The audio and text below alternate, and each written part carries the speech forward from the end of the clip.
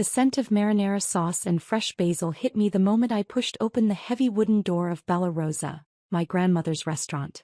For 42 years, these same aromas had welcomed countless customers, but for me they meant home. Sophia. My grandmother's voice, still strong despite her recent hospital stay, called from her usual spot, a worn leather booth near the kitchen where she could oversee everything. You came. I hurried over, carefully helping her stand for our ritual hug. At 82, Nonna Rosa was frilier than I remembered, but her eyes still sparkled with the same fierce intelligence that had built this place from nothing. Of course I came, I said, sliding into the booth across from her. Your message sounded urgent. She glanced around the busy dinner service, lowering her voice. Your cousins Marcus and Anthony, they've been coming around more often, asking questions about the restaurant's paperwork. My stomach tightened. Marcus and Anthony had never shown interest in Bella Rosa before, except to borrow money from Nana when their various business ventures failed. What kind of questions? About deed ownership. About accounts. She pulled out a thick envelope from her purse. That's why I need you to take these. Before they try something. Inside the envelope was a power of attorney document, already notarized, along with copies of the restaurant's deed, accounts, and operational licenses. Nana, are you sure? She reached across the table, gripping my hand with surprising strength. You're the only one who loves this place like I do. The only one who understands what it means. Those boys, they only see dollar signs. I started to respond, but a coughing fit overtook her. It lasted longer than it should have. You should be resting, I said, helping her sip some water. Not working. This place keeps me alive, she smiled weakly. Promise me you'll protect it, Sophia. No matter what. I promise, I said, tucking the envelope into my bag. But you'll be here to protect it too. He patted my cheek the way she used to when I was little. Just make sure those papers stay safe. That was the last real conversation I had with my grandmother. 3 days later, she was back in the hospital. 2 weeks after that, we were planning her funeral. I was in Seattle, finalizing details for a major software project, my actual career, when the call came. Nana had passed peacefully in her sleep. By the time I got to the airport, my cousins had already taken charge of everything. The funeral was a blur of black clothes and casseroles, of relatives I barely knew sharing stories about a woman they rarely visited. I noticed Marcus and Anthony huddled in corners, whispering with various family members, but I was too grief-stricken to care. It wasn't until a week later, when I went to check on the restaurant, that I realized something was wrong. The lights were off. The closed sign hung in the window, unusual for a Thursday evening. Through the glass I could see chairs stacked on tables. My key still worked. Inside, the silence felt wrong. No sizzling from the kitchen, no clinking of glasses, no chattering customers. Just empty space and fading aromas. Looking for something? I spun around. Marcus and Anthony stood in the doorway, matching smirks on their faces. Why is the restaurant closed? I asked, though something in their expressions told me I wouldn't like the answer. Sold it, Marcus said casually, as if he were discussing the weather. Got a great offer from developers. They're turning the whole block into luxury condos. The world tilted slightly. You what? Sold it, Anthony repeated, slower this time, mockingly. We're executors of Nana's estate. Time to move this property into the modern era. You can't sell it, I said, my voice steady despite my racing heart. You don't have the authority. They laughed, actually laughed, sharing a look that made my blood boil. Already did, cuz, Marcus grinned. Papers are signed. Money's in the bank. Deal's done. I reached into my bag, fingers finding the envelope I'd been carrying since that last dinner with Nana. Actually, I said, pulling out the power of attorney documents, you didn't. Their smirks froze as I laid the papers on a nearby table. Full power of attorney, I explained, enjoying the way their faces paled. Granted to me 2 weeks before Nana passed. Legally notarized. Which means, I smiled now, you just tried to sell property you had no right to sell. And those buyers, they're going to want their money back. The silence that followed was absolute. Even the traffic outside seemed to pause. You're lying, Anthony finally managed. That's not possible. Call your lawyer, I suggested. Better yet, call the buyers. Let them know they just got scammed into purchasing property from people who didn't have the legal right to sell it. Marcus lunged for the papers, but I was faster, sliding them back into my bag. Already filed copies with the county, I said. And my lawyer. And the restaurant's corporate attorney. Want to guess how many laws you just broke? We're family, Marcus sputtered. You can't. Family. I cut him off. Family doesn't sell their grandmother's legacy without even waiting for her body to be cold. Family doesn't try to pocket generations of hard work for a quick profit. The developers offered $5 million, Anthony said, as if the number would change everything. Be reasonable. I walked to the wall of photos near the entrance, decades of memories captured in fading photographs. Nana's parents opening the original pizzeria in 1947. Nana taking over in 1981, expanding it into the full restaurant it became. Me, age 6, standing on a step stool to help make breadsticks. This place isn't for sale, I said quietly. Not now. Not ever. You'll regret this, Marcus threatened. We've already spent some of the money. The developers won't be happy. I turned back to them, channeling every ounce of Nana's strength. No, you'll regret this. Because tomorrow morning, I'm calling the district attorney about real estate fraud. Unless. They leaned forward eagerly. Unless what? Unless you both sign paperwork renouncing any claim to Bella Rosa. Permanently. Walk away now, pay back whatever you spent, and I won't press charges. That's blackmail, Anthony protested. No, I corrected. That's mercy. More than you deserve. More than you showed Nana. They stormed out, letting the door slam behind them. I stood alone in the quiet restaurant, surrounded by memories and marinara-stained walls. I promised to protect it, Nana, I whispered to the empty room. And I will. But as I locked up that night, I knew this was just the beginning. My cousins wouldn't give up easily. The developers wouldn't back down without a fight. And I had a software project in Seattle that wouldn't wait forever. Sometimes protecting what matters means fighting battles on multiple fronts. I was ready. The next morning, I woke up to 17 missed calls and a string of threatening texts from various family members. Word had spread fast. The prodigal granddaughter blocking the multi-million-dollar deal, the power of attorney that changed everything, the cousins who'd been caught trying to sell what wasn't theirs to sell. My Aunt Maria's voicemail was particularly venomous. Who do you think you are? Those boys were trying to do what's best for everyone. You're just being selfish, just like your mother. I got dressed methodically, choosing a charcoal gray suit that meant business. Today wasn't about family drama. It was about protecting what mattered. The developer's office occupied the top floor of a gleaming downtown high-rise Sterling Development Group. Very different from Bella Rosa's worn brick exterior and fading awning.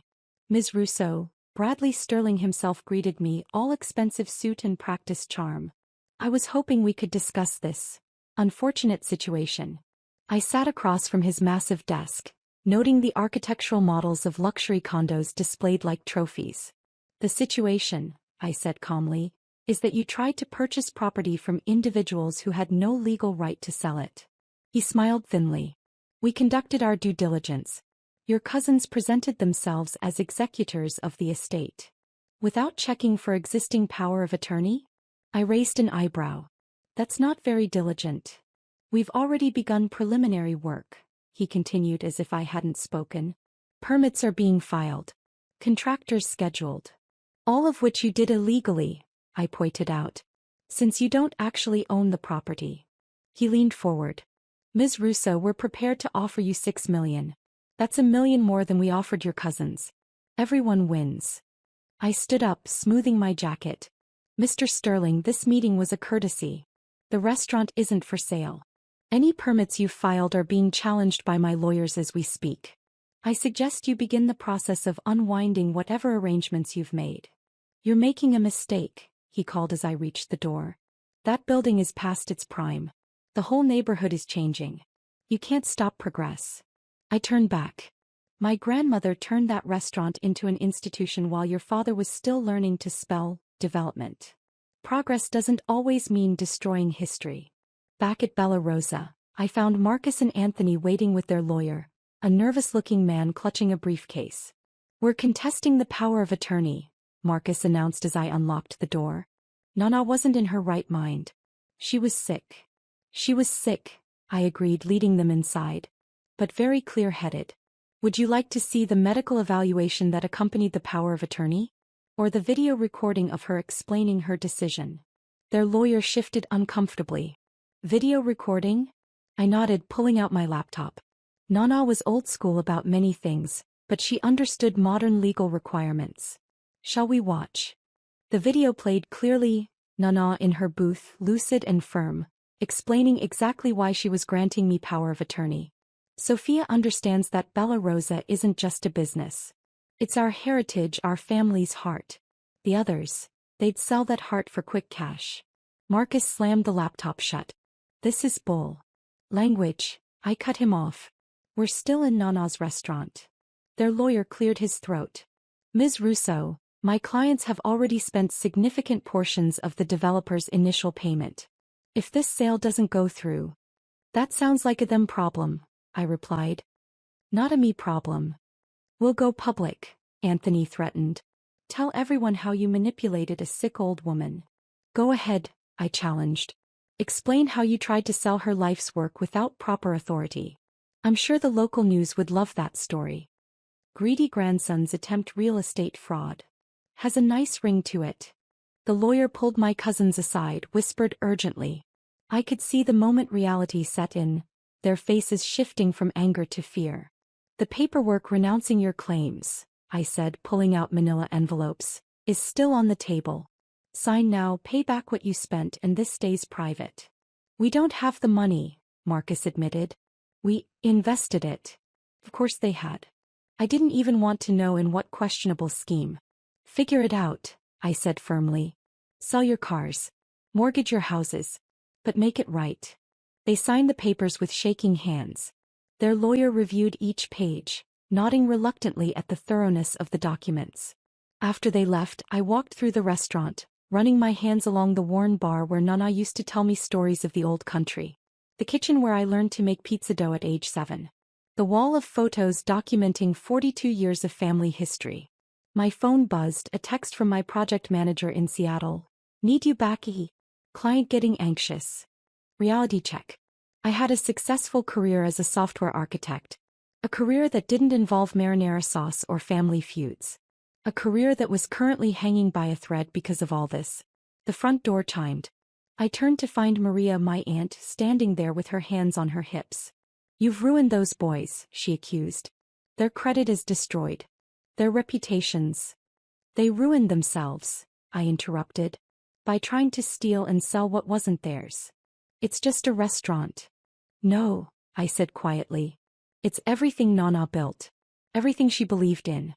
Everything she protected for us. She's gone, Sophia. Gone.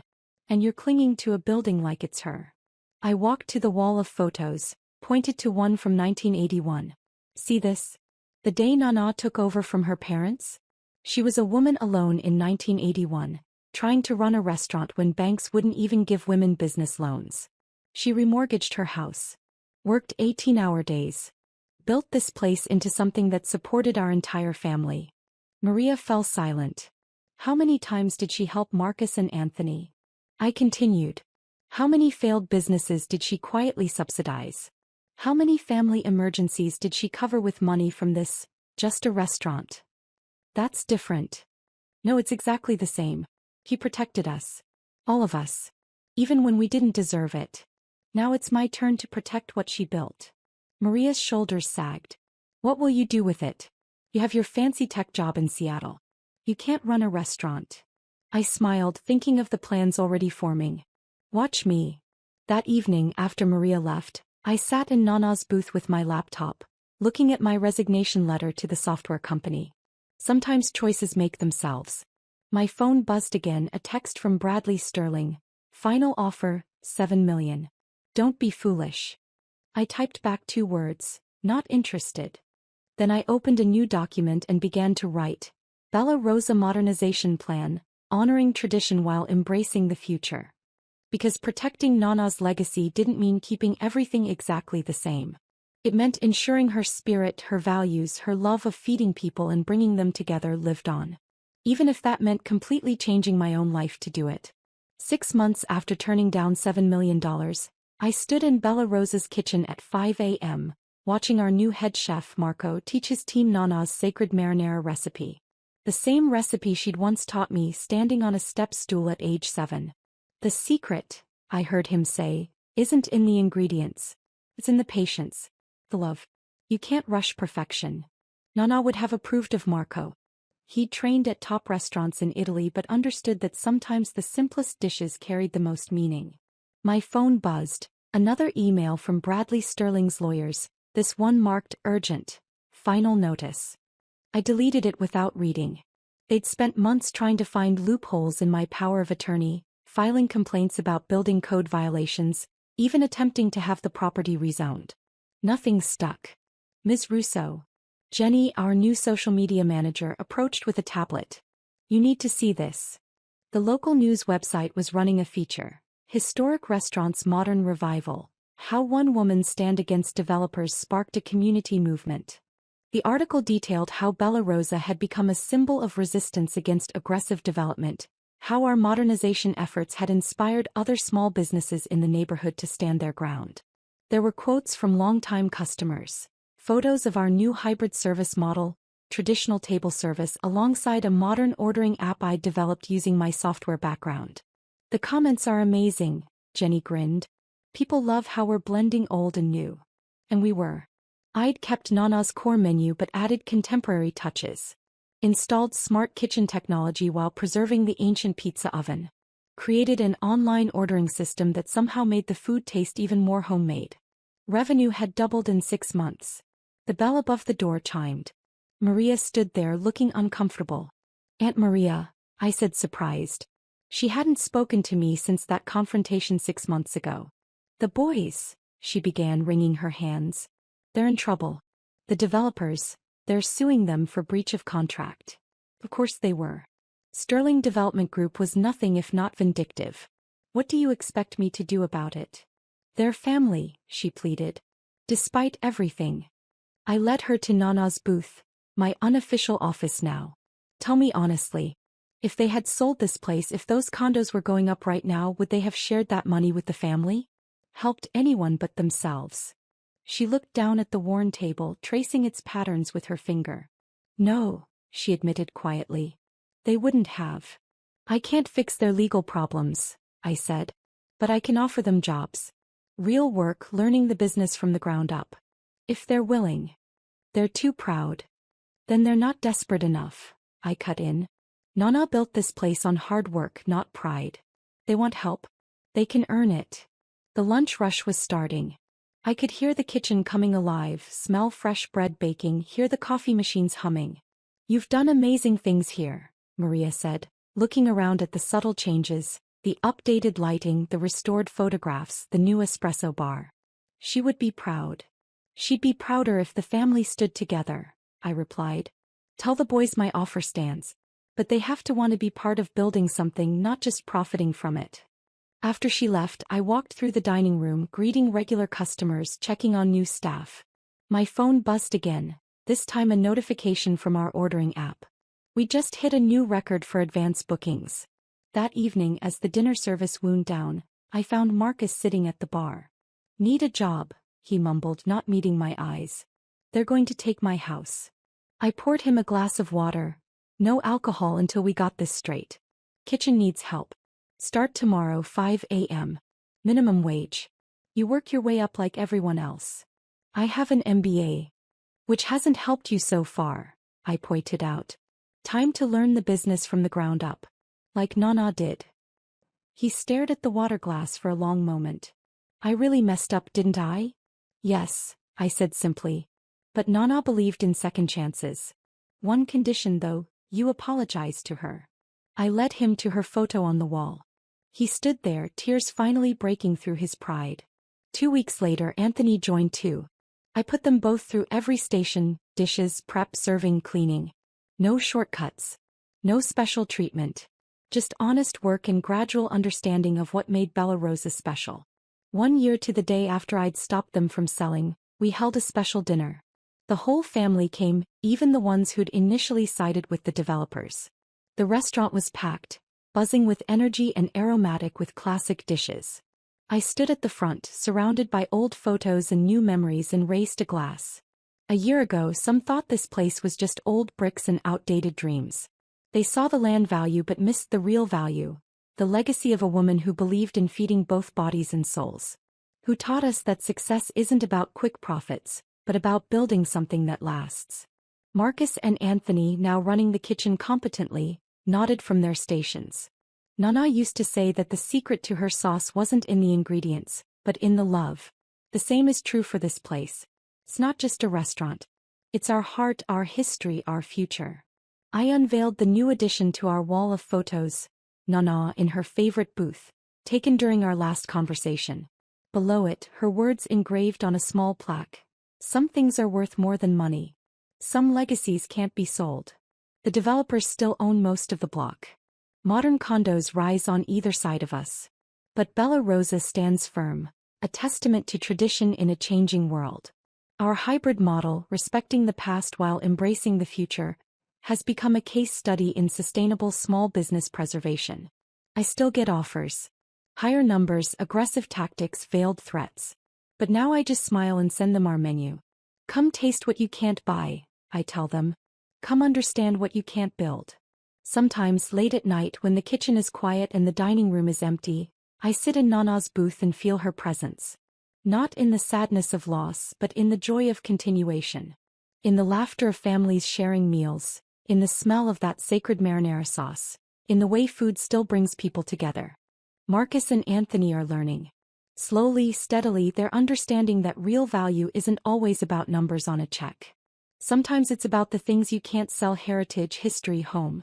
You were right, Nana, I whisper to her photo. Some things are worth fighting for. Some legacies need protecting. And sometimes the best revenge isn't in winning, but in preserving what matters most. The restaurant's neon sign glows warmly in the night, a beacon of resistance against the sleek modern buildings surrounding us. But we're not just surviving, we're thriving. Because in a world of constant change, people still hunger for authenticity. For tradition. For places that feel like home. Bella Rosa isn't just a restaurant anymore. It's proof that standing your ground doesn't mean standing still. That honoring the past doesn't mean fearing the future. That sometimes the most valuable things in life can't be measured in millions. They can only be measured in memories, in marinara sauce, and in the courage to protect what matters most.